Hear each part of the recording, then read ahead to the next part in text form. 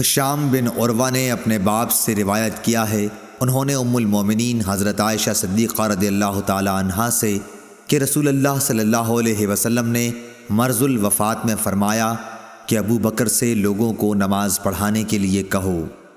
حضرت عائشہ رضی اللہ تعالی عنہا کہتی ہیں کہ میں نے عرض کی کہ ابو بکر آپ کی جگہ کھڑے ہوئے تو رونے کی وجہ سے لوگوں کو اپنی آواز نہ سنا سکیں گے، اس لیے آپ عمر رضی اللہ تعالی عنہ سے فرمائیے کہ وہ نماز پڑھائیں۔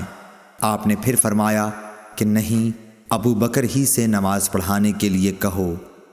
حضرت عائشہ رضی اللہ تعالی عنہا بیان کرتی ہیں کہ میں نے حفصہ رضی اللہ تعالی عنہا سے کہا کہ تم بھی تو حضرت صلی اللہ علیہ وسلم سے عرض کرو کہ اگر ابو بکر آپ کی جگہ کھڑے ہوئے تو آپ کو یاد کر کے گریہ وزاری کی وجہ سے لوگوں کو قرآن نہ سنا سکیں گے، اس لیے عمر سے کہیے کہ وہ نماز پڑھائیں۔ حضرت حفصہ رضی اللہ تعالی عنہا نے بھی کہہ دیا۔ اس پر رسول اللہ صلی اللہ علیہ وسلم نے فرمایا، بس چپ رہو، تم لوگ صواحب یوسف سے کسی طرح کم نہیں ہو، ابو بکر سے کہو کہ وہ نماز پڑھائیں۔ بعد میں حضرت حفصہ رضی اللہ تعالی عنہا نے حضرت عائشہ رضی اللہ تعالی عنہا سے کہا، بھلا مجھ کو تم سے کہیں بھلائی ہوئی ہے؟ صحیح بخاری حدیث نمبر 716۔